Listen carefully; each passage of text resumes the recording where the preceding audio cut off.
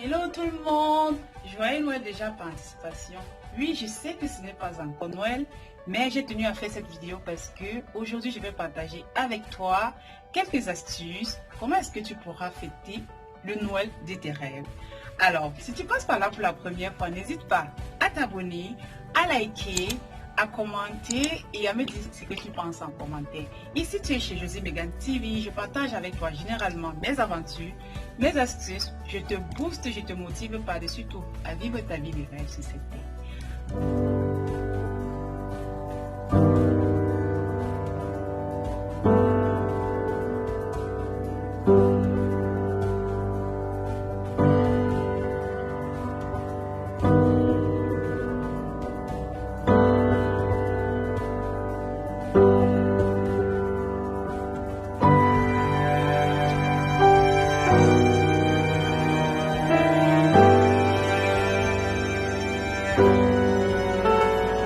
Aujourd'hui, je vais partager avec toi quelques astuces qui te permettront de passer un merveilleux Noël malgré le confinement. C'est quoi Noël? Noël, c'est la fête chrétienne qui annonce la venue de Jésus de Nazareth. Mais de nos jours, c'est devenu un moment de partage. Les gens profitent de cette occasion pour se rassembler en famille et pour créer vraiment des souvenirs inoubliables, que ce soit avec les enfants, avec les grands-parents. Premièrement, il faut trouver le lieu et la personne avec, ou bien les personnes avec lesquelles vous aimeriez fêter les fêtes de Noël. C'est pas du tout agréable, c'est pas bien de passer les fêtes de Noël seul. Même si vous n'avez pas de famille, faites l'effort d'être accompagné ce jour des personnes que vous aimez. Ça peut être vos voisins, ça peut être vos amis, ça peut être vos frères, ça peut être la famille entière. Il n'y a pas de problème. Et dû au confinement, même si vous êtes deux, même si vous êtes trois, vous pouvez rendre cet instant magique. Il suffit de trouver, il suffit d'occuper bien votre temps, d'être bien organisé et de créer une ambiance vraiment chaleureuse. Noël, c'est très important de définir et de se trouver un thème. Le thème va avec la décoration, avec le dress code, avec l'ambiance en général. En ce qui concerne la décoration, commencez par le sapin. C'est ça, la base de Noël. Vous n'êtes pas obligé d'acheter un sapin naturel, bien que tout ce qui est naturel est beau. Mais l'inconvénient avec le sapin naturel, c'est que chaque année, il va falloir renouveler et ça peut être fatigant, ça peut être aussi coûteux. Donc, vous pouvez vous acheter un sapin artificiel ou naturel et vous misez beaucoup plus sur la décoration. Après, vous pouvez décorer aussi votre salon, l'entrée de chez vous, le jardin, le balcon.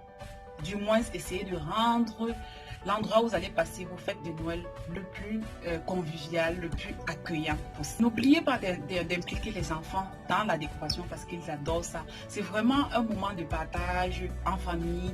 Si vous n'avez pas d'enfants, vous pouvez le faire avec des amis, mais surtout ne le faites pas seul. Et lorsqu'on a fini avec le sapin, on passe au dress code. Oui, le dress code est important. C'est ça qui donne l'allure aux photos. C'est ça en harmonie avec vos invités. Comme dress code, on n'est pas toujours obligé de se prendre la tête, on n'est pas toujours obligé de trouver des trucs vraiment compliqués. Sachez du moins que la base de Noël, c'est le rouge, le blanc, le doré, le pailleté, l'argenté.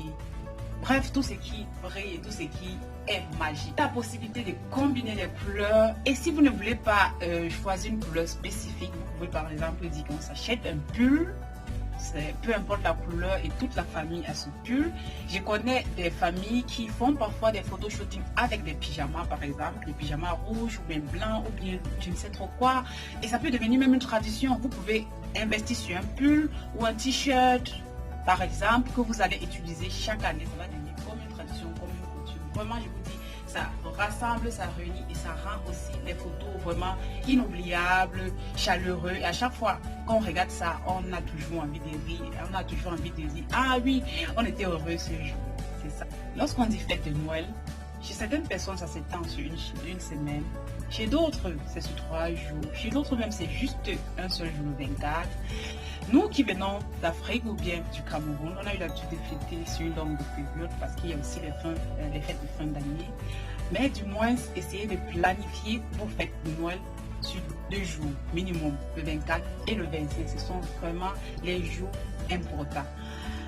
Et vous pouvez faire des menus, soit faire un menu pour les 2 jours, soit faire des menus différents. Pareil pour le dress code, vous pouvez avoir un dress code pour le 24, vous pouvez avoir un dress code pour le 25. Vous pouvez dire le 24 soit c'est ce moment où on va passer à table, le 25 c'est ce moment où on va aller à l'église pour ceux qui sont chrétiens, ou bien vous allez échanger, vous allez jouer, il y a tellement d'activités à faire à Noël. Comme menu de Noël, si on veut respecter la tradition, on va penser à la dinde de Noël, mais n'oublions pas d'où on vient. Chez nous en Afrique, Noël c'est le poulet, du moins au Cameroun, on a dû manger le poulet. Faites votre poulet. Profitez aussi pour faire les menus dont vous n'avez pas eu l'occasion depuis de faire. Profitez pour faire de la pâtisserie avec les enfants, des biscuits de Noël. Essayez vraiment, c'est le moment vraiment d'essayer tout ce qui vous passe par la tête.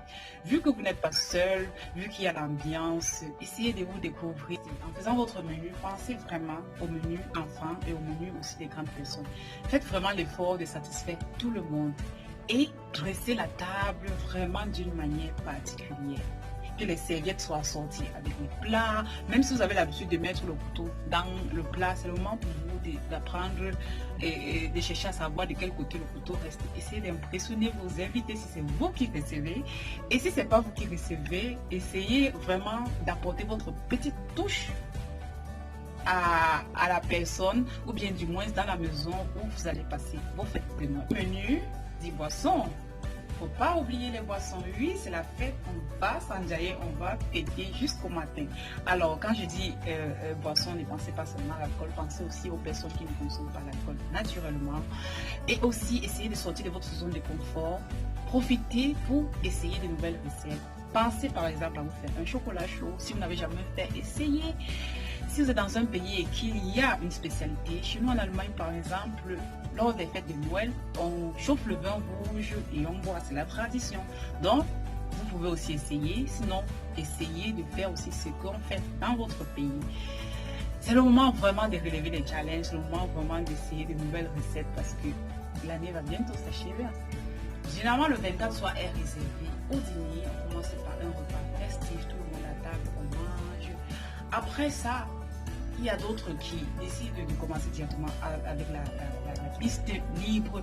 Mais moi, je vous conseille de commencer par des jeux. Vous pouvez jouer. Il y a les jeux de cartes, il y a le ludo, il y a les questions-réponses qui veut devenir millionnaire, il y a le concours de danse, il y a tellement de jeux. Après les jeux maintenant, vu que vous avez digéré, ça sera dans le moment pour vous de vous lever et de vous secouer, de danser. Oui, il faut danser. Danser, vous êtes en famille, c'est le moment pour vous vraiment de profiter et de faire tout ce que vous n'avez pas eu l'occasion de faire. Parce que généralement, lorsqu'on est seul, on n'a pas trop envie de danser, donc lâchez-vous, essayez de vous amuser. Pour clôturer son 25 soir, tout le monde peut se mettre en pyjama, on fait une soirée pyjama, mais cette fois-ci, on met un film et tout le monde regarde. Ça peut être un film vraiment pour tout âge compris, ou bien alors, vous mettez les enfants au lit et vous profitez en tant qu'adulte. Et voilà, elle n'est pas belle la vie? Ok, si elle est belle. Si c'est vous qui recevez, n'oubliez pas naturellement que le nombre de personnes est restreint cette année à cause du Covid. Mais, même si c'est 2 personnes que vous allez inviter, pensez à leurs invités, envoyez les invitations à temps. Ne dites pas que, oh, comme c'est ma soeur ou bien comme c'est mon frère, elle n'a pas besoin d'invitation, si elle veut venir, bien non. Tout le monde aimerait se faire chouchouter, tout le monde aimerait recevoir une invitation assez personnalisée, assez touchante, ça fait toujours du bien. Donc si vous avez l'intention, ne restez pas et jugez et dites que non, si je l'invite elle ne va pas venir, ou bien si je l'invite non, vous n'en savez rien. Si vous voulez passer Noël avec une personne que vous aimez, alors je vous assure, c'est le moment pour vous d'envoyer vos invitations. Et dans vos invitations, pensez à préciser la date à laquelle on va confirmer les invitations. Oui, il y a le protocole sur ça. Même en famille, il y a le protocole. Vous connaissez déjà le nombre d'invités que vous allez recevoir. Alors, c'est plus facile pour vous d'organiser les cadeaux. Comment est-ce que ça va se passer? Généralement, les enfants ont droit à tous les cadeaux. Ça veut dire, si vous avez 5 invités et qu'il y a 2 enfants, tous les 5 invités peuvent offrir des cadeaux aux enfants. Parce que comme j'ai dit, Noël, c'est la fête des enfants. Maintenant, les autres 5 invités, si vous n'avez pas assez de moyens pour vous faire des cadeaux mutuellement, ça veut dire 5 cadeaux par personne, Vous pouvez alors faire un tirage au sort et dire que, bon, vous faites un cadeau unanime, un cadeau vraiment que tout le monde peut utiliser. Ça peut être une écharpe, ça peut être une tasse, ça peut être une montre. Et vraiment, vous précisez à vos invités que le cadeau ne doit pas dépasser une somme bien précise. Ça peut être 10 euros, ça peut être 10 000 francs. Vraiment à vous de voir pour que il n'y ait pas cette frustration, ou bien pour qu'après une personne ne dise pas que oh, j'ai offert ça, elle m'a offert ceci. Non, vraiment essayez de faire des cadeaux neutres, et lors de la remise des cadeaux, alors vous faites un tirage au sort, et là vraiment ça sera le plus naturel et le plus simple possible. En faisant les cadeaux, n'oubliez pas de penser à un ou à deux cadeaux pour remettre aux vainqueurs, si vous avez l'intention d'organiser des jeux naturellement, aux gagnants des jeux. Vous pouvez faire deux cadeaux, vous pouvez faire un seul cadeau. Ça peut être vraiment un truc symbolique, un cadeau qu'on peut partager avec tout le monde. Ça peut être un chocolat, ça peut être vraiment un paquet de bonbons, vraiment un truc symbolique. Et à la fin du jeu, parce que si vous dites que jouons et que vous ne mettez pas des cadeaux, naturellement on va jouer, mais la motivation ne sera pas ça. Alors que si vous dites que bon, le gagnant aura tel prix, il ne connaît pas ce que c'est que le prix. Alors vous allez voir, tout le monde va se donner à 100%. Il risque même d'avoir des papas, je vous assure. Mais naturellement, tout ça, c'est pour mettre l'ambiance, c'est pour rendre encore ces moments plus magiques. Alors voilà, c'était tout pour cette vidéo. Je tenais vraiment à partager avec toi comment est-ce que moi j'ai l'habitude d'organiser mon Noël. Toi, si tu as d'autres astuces ou bien si tu as d'autres idées que moi je n'ai pas, alors tu peux partager avec moi. Ça me ferait énormément plaisir. Surtout, n'hésite pas à me dire si tu as aimé la vidéo, si tu voudrais avoir beaucoup plus ce type de vidéo. N'hésite pas de liker, de partager parce que comme je dis, malgré le confinement, on doit pouvoir passer les fêtes de Noël vraiment dans de bonnes conditions. Même à 3, vous pouvez passer de merveilleuses fêtes de Noël. Alors, sur ce, restez connectés sur Josie Megan TV et bonne fête de Noël à tout le monde. Bisous.